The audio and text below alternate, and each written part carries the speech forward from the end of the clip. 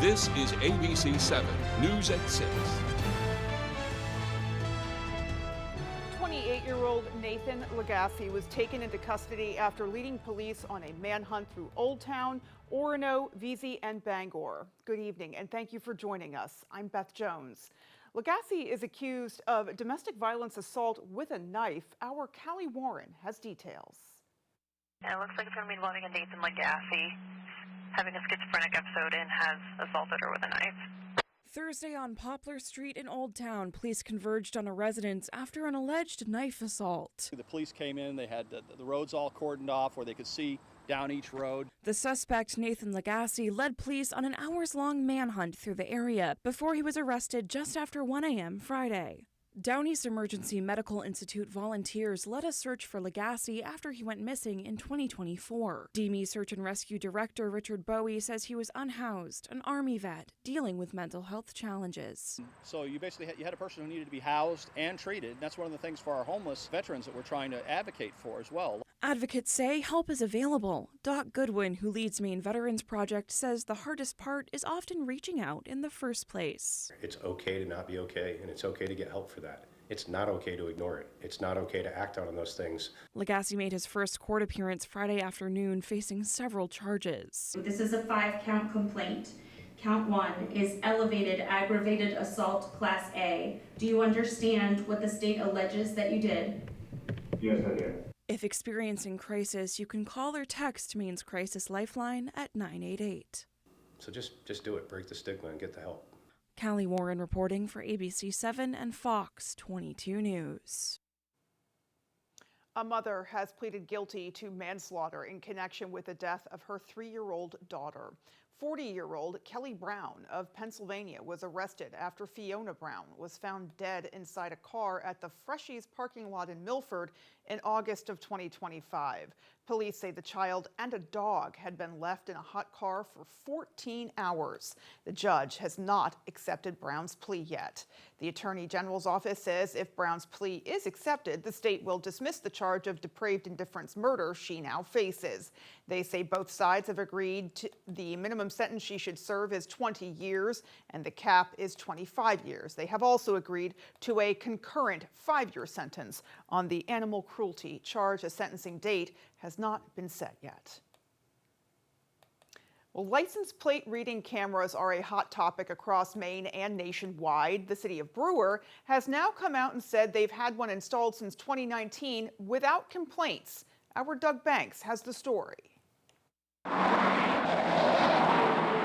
a telephone pole along Route 1A in Brewer sits 2 license plate reading cameras. It's been capturing thousands of vehicles per day traveling east and westbound near I-395 since 2019 without complaint, according to the city's public safety director. It's something that we don't use all the time, only when necessary, because again, it's very limited on what it can provide us for information. According to Martin, the cameras have helped police with incidents from stolen vehicles to amber and silver alerts. The city's cameras were installed as part of a pilot program by its manufacturer, Florida-based Leonardo. The installation was free, according to Martin, and since tax dollars were not used, its approval wouldn't have come up in a public meeting. That's great in terms of fiscal responsibility, but what that also means is there was no public process before they were installed. These types of cameras have received public criticism in Maine and nationally, with claims of infringing on people's privacy. Incidents of misuse by police have been reported, but not in Brewer, according to Martin. No, and there would be a significant consequence. Brewer Police and Leonardo do not retain the camera's data. Instead, he says, it's stored in a federally approved database, only accessed by law enforcement. The data is also scrubbed under 21 days, Martin says,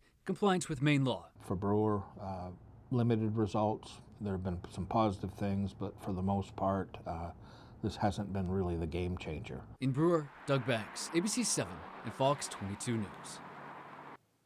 Fire marshals continue to investigate a fire in St. Albans. Officials say when crews arrived at the residence at 71 Denbow Road on August 26th, they found it was heavily involved. The home was vacant at the time. Investigators learned lawn care work had been done the day before the fire was discovered.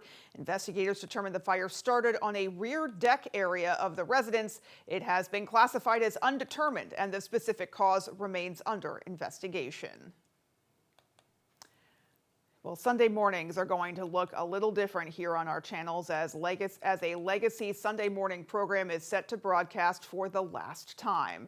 For more than 56 years, Souls Harbor Television Ministry has been a part of our station and the lives of countless viewers across Maine and beyond. From those early days of black and white television, live broadcasts, and Thursday evening programs, Souls Harbor grew into a Sunday morning tradition that generations of families have welcomed into their homes. Pastor Rick Libby and those behind Souls Harbor have made the difficult decision to make this Sunday their last broadcast. It will be at 6 a.m. on Fox 22 and 8 a.m. on ABC 7. To everyone at Souls Harbor, thank you for allowing us to be a part of your journey and the countless hours of programming that have become part of the history of television. In other news tonight, a $300 million major aquaculture project that would have transformed the long-stagnant Great Northern paper mill in Millinocket has been put on hold, and the company says it's because of the tariff war with Canada. Great Northern Salmon says they have paused the project at the former mill because the uncertainty triggered by the trade war with Canada means they can no longer predict the cost of the project accurately, and therefore they simply cannot proceed. The company's CEO, Marianne Ness, told us they are about 80% done with site prep and construction was planned for next spring. She said every piece of equipment that has steel could be affected, and with a $300 million project, it would cost millions extra with the proposed tariffs. The salmon farm would have created roughly 7,500 tons of salmon each year, would have created 100 jobs during the construction of the facility, and dozens of permanent jobs as well. Students in Glenburn will be getting the school year off to a better start. Sam's Club in Bangor partnered with the school for a Fill the Bus supply drive. Club members, associates, and community members dropped off items like pencils, crayons, notebooks, and backpacks. Sam's Club also donated $1,000. Every little bit helps families in these difficult times, so we'll certainly make sure we collect all these donations and we'll get them in the hands of teachers who will get them directly in the hands of kids right away. Right. And the gift thing, that's an interesting new little twist that people can leave stuff throughout the year possibly. The Glenburn School is also getting $500 from Sam's Club for registering on their website. You can still help fulfill their needs, by the way, by going there and donating items on the Glenburn School's registry. Alrighty, folks, well, let's pause now and take a first look at our forecast. Thank you very much. Your first weather today is brought to you by Quality Automotive and Brewer. Experience a quality automotive difference, reliable service, and expert care that you can depend on. Call us to schedule your next appointment at 922-2043. All right, temperatures out there for today that warm up nicely with some extra sunshine added early on today. So low to mid 80s here in Bangor, low 80s in Millinocket and Holton. You see the same story down to the southwestern portion of the state as well, with a few of us in the mid to upper 70s for today. But now many of us are cooling off with some strong storms out there. A few across central Maine right now have went severe. So keep that in mind as we continue throughout this evening. But otherwise, the best chance for more storms early on tonight around 10 o'clock, mainly the very southeastern portion of the state, and they'll lose a lot of energy by this time, so they shouldn't be as strong as the storms we're seeing out there now. But otherwise, for tomorrow into your Saturday, to kick off the weekend, high pressure returns, plenty of sunshine, light winds. Can't beat that to start off the weekend, and temperatures will be right back near average. So taking a look at your overnight planner for tonight, yes, a few of us to the east of Bangor can see a few storms still early on, but otherwise decreasing clouds. We'll have some areas of patchy fog and lows down in the low 50s for tonight. Thank you, Chase. And coming up, the first part of my conversation today with Senator Susan Collins. Ah, the summer spritz. It speaks for itself. The pop of Prosecco. The pour of liqueur. The fizz of soda. The spritz of, well, the spritz. Refreshingly simple. Find sales on your favorite spirit brands everywhere in Maine. Are your gutters weighed down by debris causing them to sag and overflow? I'm Tony Hafford with TC Hafford Basement Systems. Clogged gutters lead to costly repairs for your home, so skip the cleaning and stop the clogs with Gutter Shutter. Gutter Shutter, the world's best gutter, is a high-performance gutter with a lifetime no-clog guarantee. Stop the clutter, get Gutter Shutter. Call TC Hafford Basement Systems today for all things basementy. I'm Jim with Lowry Law. One of our clients was badly injured in a hit and run. I was able to work with the police and the DA's office to get him a $500,000 settlement. If you've been hurt by a drunk driver, I'm your go-to guy. You don't get to buy the government that you want. But let's look at what Troy Jackson did, because Troy Jackson likes to keep it in the family.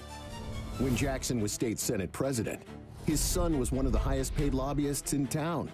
Special interests paid his son, and Jackson changed his positions.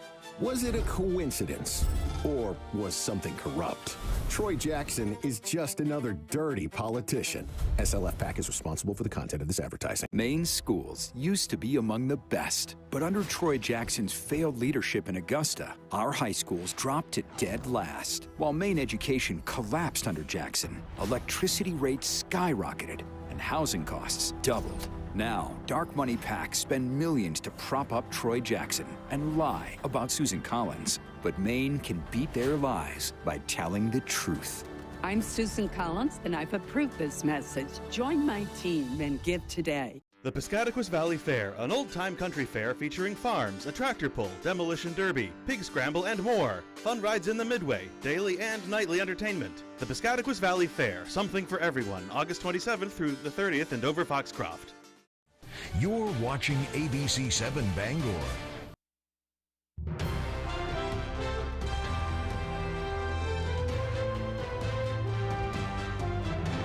Earlier today, Senator Susan Collins stopped by our studio, and our conversation started with the growing trade war with Canada, the potential impact of retaliatory tariffs on Maine businesses, and her recent conversation with U.S. Trade Representative Jamison Greer.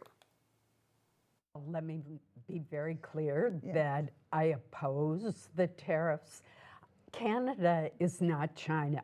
It's our closest friend, our ally, and our largest trading partner. And it makes no sense to have these tariff wars with Canada. Where there are disputes, we should work them out in a reasonable fashion. I've heard from many small businesses, many large businesses, and from communities. For example, the town of Frenchville in Aroostook County, which has fewer than 1,000 people, has estimated that the tariff on road salt that is so essential in the winter would cost them an extra $10,000. That's a lot for a tiny town in northern Maine. I've heard from 2 of our paper mills who are very worried about the cost of the tariffs and what it will mean for their ability to sustain jobs, good jobs. So I spent a half hour talking with the special trade representative. I went through all of these examples. I've asked for his help. At that point, lobster was still on the table, so to speak, and I asked for help there as well. And I'm glad that Canada has backed off the seafood and fish products, but there's still a huge impact because our economies are so intertwined. They are across so many sectors. It really is staggering when you dig into it and peel back the layers. I wanted to ask you about your conversation more in depth with Jamison Greer. What was the nature of that conversation? Did you get a sense of progress or resolution throughout that conversation? How did that go? He listened very carefully to what I said. I made sure that I had as many specific examples, and he had heard other similar complaints, but not with the specificity that I gave to him. So I think the conversation was helpful. We're going to be talking again. He said that he would talk to the president about the issues that I brought up. And I am hopeful that we can make some progress. The last thing that we need is tariffs that would increase prices for Maine families. Think of our blueberries and our potatoes that are grown here, but they're largely processed in Canada, except for those that go fresh to the supermarket or farm store. And even some of the equipment that's used to harvest blueberries specifically, I remember there was dialogue earlier in the year about a lot of the tools that are used to harvest blueberries are made with metals that are going to see retaliatory tariffs tacked onto them. And so it's really is a multi-pronged issue. Have you had dialogue with Canada directly at all, and how do they receive your concerns? So right before the recess, I had a very good meeting with the new Canadian ambassador to the United States, and we're keeping in touch, but I have made that contact as well.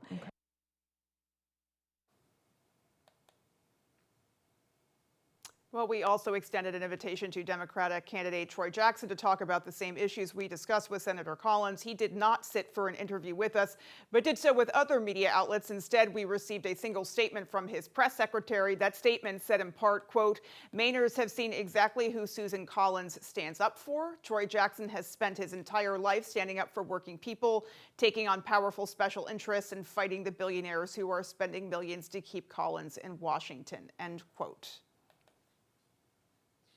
And sports is next. Stay with us. Here are the facts about Susan Collins and Medicaid. Susan Collins was the deciding vote to advance Donald Trump's Medicaid cuts. Susan Collins was the deciding vote to advance the bill. Now, thousands more Mainers are expected to lose their Medicaid coverage. Hospitals and clinics are shutting down, all to give massive tax breaks for billionaires. Look up the facts yourself and tell Susan Collins to stop voting for Trump's health care cuts.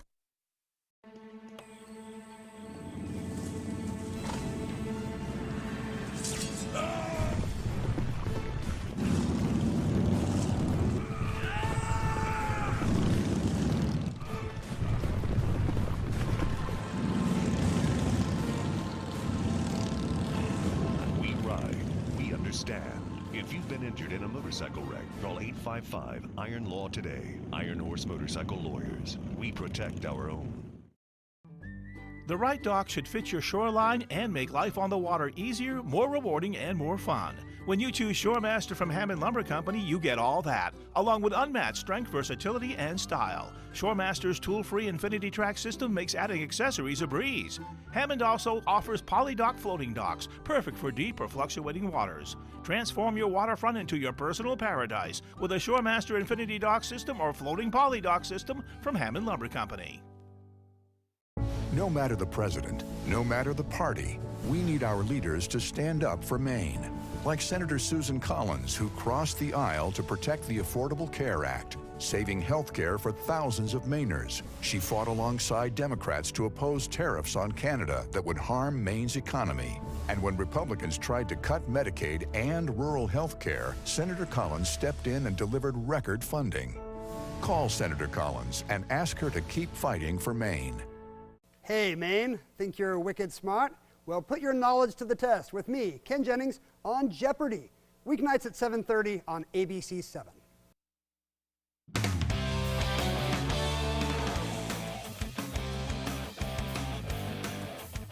Welcome back in, folks. The UMaine field hockey team opened their regular season on Friday against Liberty. Liberty, a top 10 team in the country. Maine looking to spoil the party. Maine was largely on the defensive end early on in this game. Check out this save by Annabelle Hawkes. Kick save and then sweeps it away with the pad to keep it scoreless. We'd see more from her. This time Hawkes with a diving kick save, but it's recovered by the Flames.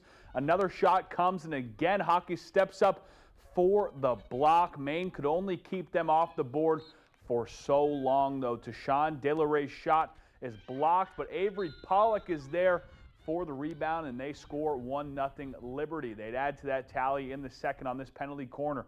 Darcy Martin rockets this shot. It's in, and they take the 2-0 lead going into the halftime period. Hawkes would stand tall in net, but ultimately the Flames came away with a 5-0 victory.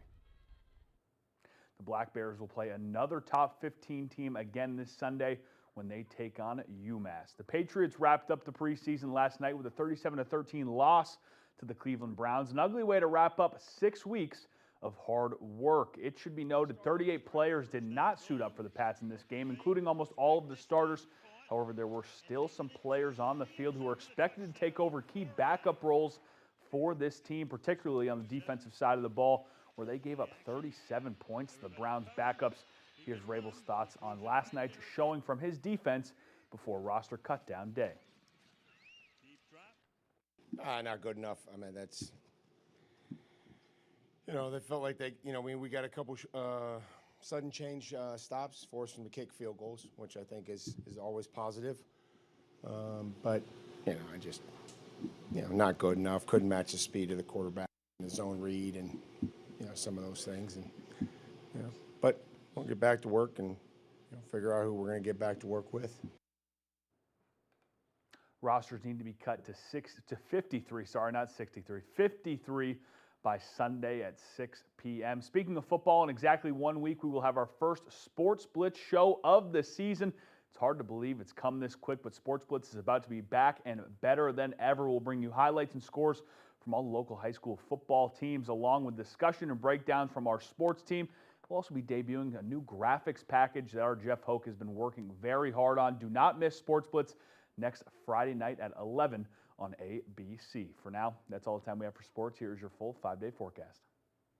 Thank you very much. We did reach those low to mid 80s with the extra sunshine early on for today, and we're seeing the effects of that. A few strong storms are out there this afternoon. They're going to continue to push east throughout the evening, but otherwise we did see low 80s reaching the Holton and Millinocket for today, while Greenville, Clayton Lake, and Presque Isle in the mid to upper 70s for you. So there was a little bit of a sea breeze along your coastline for today, but you may stay warmer along your coastline for tonight, as the cold front's going to take a little bit longer to swing through your area. Upper 50s for you, low 50s here in Bangor tonight, while as you go further north and to the west, more clear skies for you overnight with the passage of that cold front. That gives you the possibility of falling to the upper 40s tonight. But into tomorrow, high pressure is going to be our friend. Mid to upper 70s here in Bangor. Many of us look at low to mid 70s further north, but still going to be a very nice day to start off the weekend with how the weather has been for today. So the average highs this time of year right around 78 degrees. Going to be pretty close to average tomorrow. Maybe a little bit above for your Sunday with highs near 80. Now we will have another chance for showers and thunderstorms again Sunday. Taking a break Monday, and then we got another low pressure system Tuesday. You get the idea.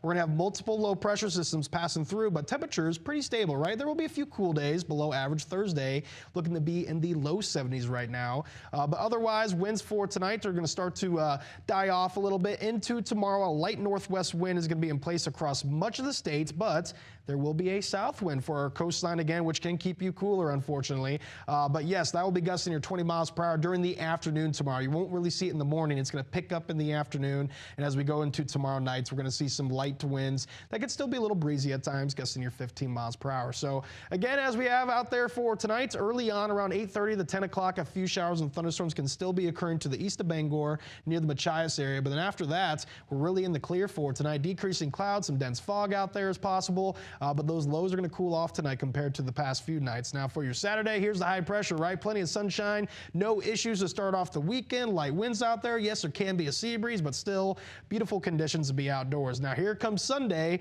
another low pressure system on the way, bringing the chance for some rainfall and some thunderstorms. Now we'll have a little bit more cloud cover with this one, so we shouldn't see as strong as storms, but again, looks to be pretty scattered across north central portions of the states for your Sunday afternoon. So out there for tonight, we do have a chance for a few more storms early on, mainly to the east of Bangor. Otherwise, many of us seeing decreasing clouds and fog out there for tonight, with lows back in the low 50s for tomorrow. We'll feel the effects of the cold front, just a bit cooler, mid to upper 70s for those highs, mostly sunny skies, northwest winds lights right around 5 to 10 miles per hour. But again, if you are living along the coastline, you can see a sea breeze tomorrow from the south. So taking a look at your extended forecast, we do have showers and thunderstorms returning for your Sunday, but highs will be near 80 then. We'll feel the effects of the cold front Monday with plenty of sunshine, mid 70s. We keep the mid to upper 70s going to your Tuesday, and yet another chance for showers and thunderstorms as multiple low pressure systems look to push through going into next week. We can even see a few more chances Wednesday, but otherwise mostly cloudy with highs in the mid 70s. Chase, thank you so much. We will be right back. You can shop for this modular sectional at the competition. Or you can get the 5-star modular Bob at Bob's. Both have buttery soft upholstery in multiple colors, but only ours has storage and costs hundreds less. Oh, my Bob! Bob's Discount Furniture. I spent my career protecting healthcare in Maine, and I know the attacks against Susan Collins on healthcare are completely false. Susan delivered $190 million for Maine's rural hospitals just this year. She is the reason Millinocket, Rumford, and Bridgeton have new emergency departments. She is the reason for mobile mammography in parts of rural Maine. And Susan is bringing true innovation to rural healthcare. Susan Collins cares, and her work is saving lives. I'm Susan Collins, and I've approved this message. Jado Highlands Golf Course, nestled in the woods of Lincoln, just a short drive from Bangor or Holton. Designed for players of all abilities, Jado features everything a golfer desires. 18 fully irrigated holes, driving range, practice green, and a golf shop with instruction available. Jado maintains quality course conditions while proudly displaying some of the most scenic views in Maine. Challenge yourself to a round of golf surrounded by the beauty of Maine at Jado Highlands Golf Course. Make this the summer event at Thornton Brothers in Lincoln. Looking for a truck built to go the distance? Drive home a new Ram truck backed by an available 10-year, 100,000-mile warranty. Ready for adventure? Check out our selection of new Jeep Gladiators and Wranglers, built for wherever the road or trail takes you. Need room for the whole family? We've got a great selection of new Chrysler Pacifica vans, packed with comfort, versatility, and style. This summer, make the drive, we'll make the deal. Visit Thornton Brothers in Lincoln today. Troy Jackson likes to keep it in the family. When Jackson was Senate president, his son was one of the highest paid lobbyists in town. Special interests paid his son, and Jackson changed his positions. Just another dirty politician. SLF PAC is responsible for the content of this advertising. It looked like another government shutdown that would cut Maine families off the programs they need. But Senator Susan Collins led the fight to keep government open, bridging the divide between Republicans and Democrats, and protecting federal funding and critical family services to help children and mothers in need. Senator Collins' bipartisan leadership makes a difference. Call and tell Senator Collins to keep government working for Maine families.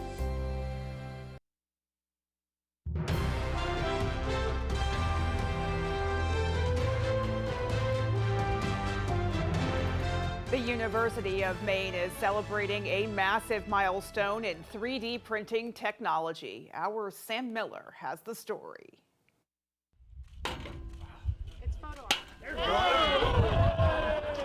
Over 100 people gathered at Hamlin's Marine in Hamden to witness UMaine's Advanced Structures and Composite Center's display and launch of 3 Dirigo X, a 30-foot large-scale boat that weighs around 5,000 pounds with 300 horsepower.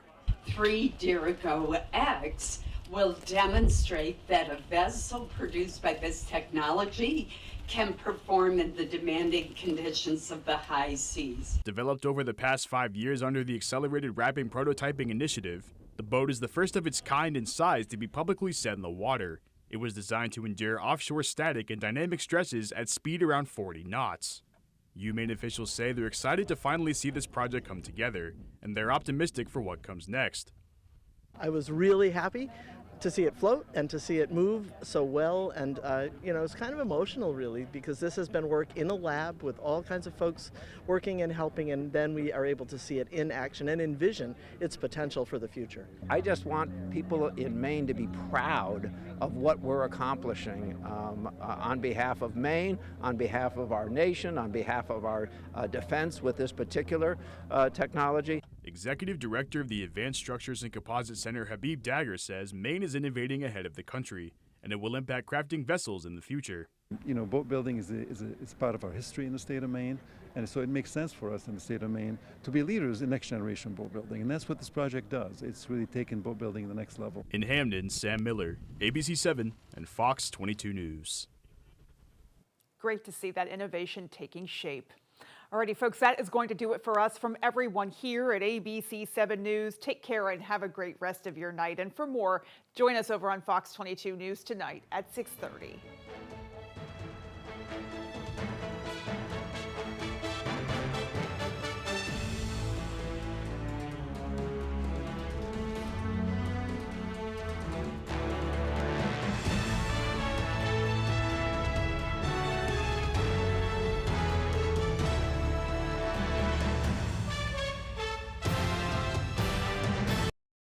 Tonight, the death toll rises in Nepal. Americans are still among the missing. Now, the fears of new flooding and Canada's retaliatory tariffs set to take effect. How much could this trade war cost you? World News Tonight with David Muir is the #1 newscast in America. 30 years living in Washington changes someone. I feel like politicians should be working for us, not getting rich from stock trading. But Susan Collins doesn't think so. Susan Collins wants to keep it so that senators can play the stock market, making millions of dollars. While the rest of the state is struggling, it's just wrong. We need to tell Susan Collins to stop the congressional stock trading.